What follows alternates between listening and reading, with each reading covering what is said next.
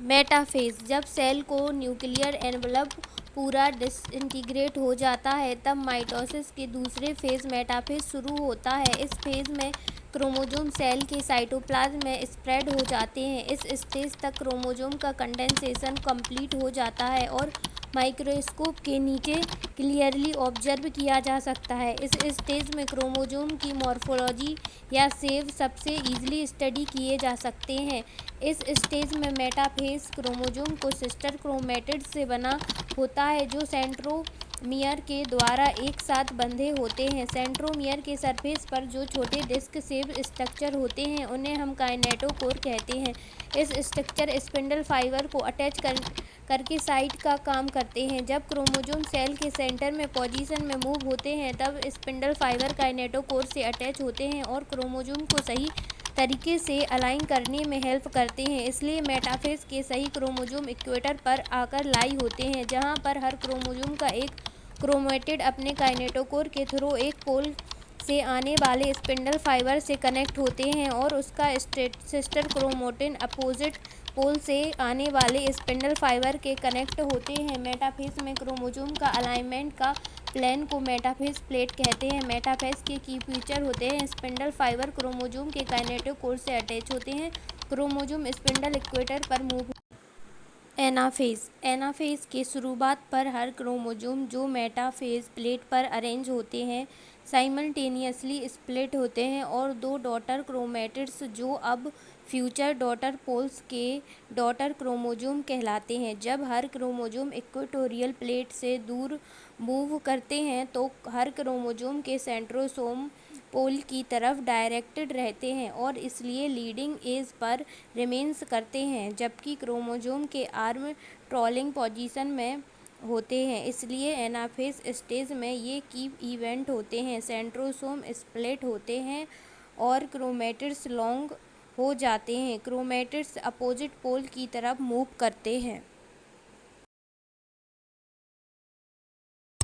Telophase: telophase की शुरुआत में जो क्रोमोसोम अपने रिस्पेक्टिव पोल्स तक पहुंच चुके होते हैं वो डीकंडेंस हो जाते हैं और अपनी इंडिविजुअलिटी खो देते हैं। इंडिविजुअल क्रोमोसोम अब नहीं दिखाई देते हैं और हर सेट में क्रोमैटिन मटेरियल टेंड करता है कि दोनों पोल्स पर कलेक्ट हो जाएं। इस स्टेज में ये की इवेंट होते हैं: क्रोमोसोम अपोजिट स्पिंडल पोल्स पर क्लस्टर हो जाते हैं और उनका इंडिविजुअल आइडेंटिटी डिस्क्रीट एलिमेंट के रूप में लॉस्ट हो जाती है। इस स्टेज में न्यूक्लियर एनवलप क्रोमोसोम क्लस्टर के आसपास डेवलप होते हैं।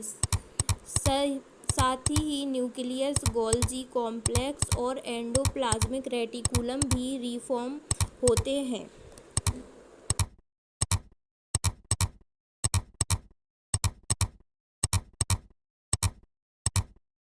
टीलोफेज: टीलोफेज की शुरुआत में जो क्रोमोसोम अपने रिस्पेक्टिव पोल्स तक पहुंच चुके होते हैं वो डीकंडेंस हो जाते हैं और अपनी इंडिविजुअलिटी खो देते हैं। इंडिविजुअल क्रोमोसोम अब नहीं दिखाई देते हैं और हर सेट में क्रोमैटिन मटेरियल टेंड करता है कि दोनों पोल्स पर कलेक्ट हो जाएं।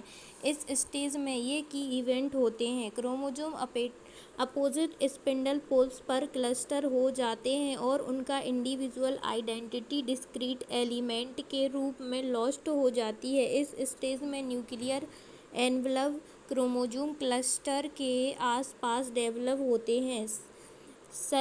साथ ही न्यूक्लियस, गोल्जी कॉम्प्लेक्स और एंडोप्लाज्मिक रेटिकुलम भी रिफॉर्म होते हैं।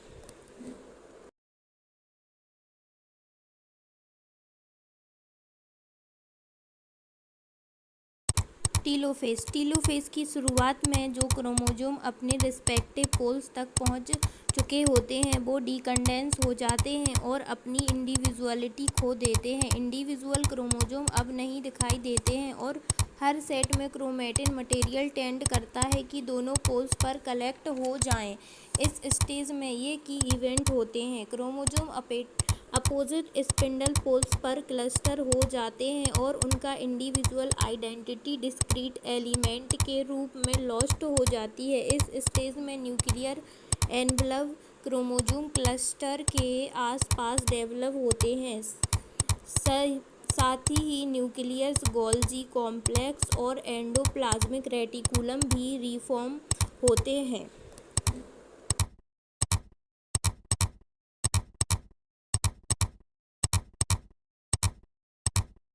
साइटोकाइनेसिस का काम होता है सेल को दो डॉटर सेल में डिवाइड करना। साइटोप्लाज्म का अलग होने के थ्रू इस प्रोसेस के एंड में सेल डिवीज़न कंप्लीट हो जाती है। इस सेल की डिवीज़न पूरी होती है और दो न्यू सेल बन जाते हैं। एक एनिमल सेल में ये प्रोसेस एक फरो या फिर एक ग्रूव के अपीयरेंस से अचीव होती है।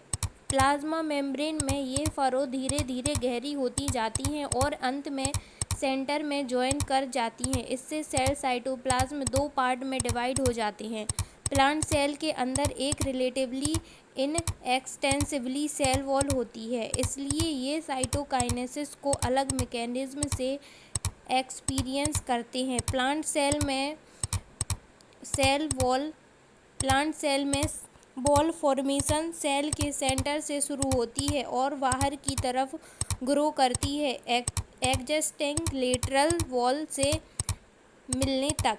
न्यू सेल वॉल का फॉर्मेशन एक सिंपल प्रीक्वेसर से शुरू होता है जिसे सेल प्लेट कहते हैं।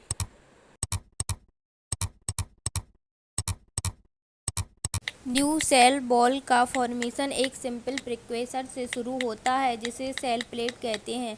जब साइटोप्लाज्म डिवाइड होते हैं तब ऑर्गेनेली जैसे माइटोकॉन्ड्रिया और प्लास्टिड दो डॉटर सेल के बीच डिस्ट्रीब्यूट हो जाते हैं। कुछ ऑर्गेनिज्म में कैरियोकाइनेसिस के बाद साइटोकाइनेसिस नहीं होती, जिसकी वजह से मल्टीन्यूक्लिएटेड कंडीशन होती है जिससे सिनसाइनिज्म बन जाता है। इसका एक एग्जाम्पल है लिक्विड एंडोस्पर्म कोकोनट में। सिग्निफिकेंस ऑफ माइटोसिस या equational division generally diploid cell में ही होती है। कुछ लोअर प्लांट और कुछ सोशियल इंसेक्ट में हैप्लॉयड सेल भी माइटोसिस से डिवाइड होते हैं।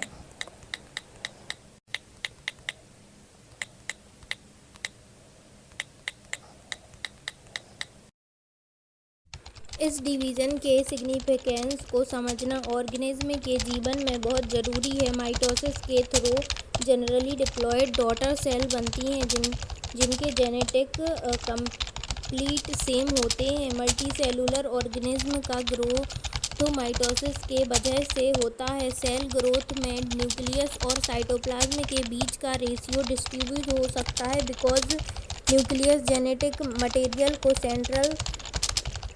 मटेरियल को कंट्रोल करता है और साइटोप्लाज्म सेल के फंक्शन के लिए ज़रूरी होता है। इसलिए सेल डिवीज़न करना ज़रूरी हो जाता है ताकि न्यूक्लियस साइटोप्लाज्मिक रेशियो को रिस्टोर किया जा सके। माइटोसिस का एक बहुत बड़ा कंट्रीब्यूशन सेल रिपेयरिंग में होता है। एपिडर्मिस के अपर लेयर के सेल, गट के लाइनिंग के सेल और ब्लड सेल कॉन्स्टेंटली रिप्लेस होते रहते हैं। मेरिस्टेमेटिक सेल में माइटोसिस डिवीज़न एपिकल और लेटरल कैम्बियम में प्लांट की पूरी लाइफ साइकिल में कंटिन्यूअस ग्रोथ इंश्योर करती है। जब ऑफस्प्रिंग सेक्सुअली रिप्रोडक्शन से प्रोड्यूस होते हैं तब दो गैमीट का फ्यूजन होता है और एक गैमीट का प्लांट हैप्लॉयड सेल और क्रोमोसोम होता है। गैमीट स्पेशलाइज्ड डिप्लॉयड सेल में फॉर्म होता है। ये स्पेशलाइज्ड सेल डिवीज़न से क्रोमोसोम को की तरफ कर देते हैं। इस हैप्लॉयड डॉटर सेल की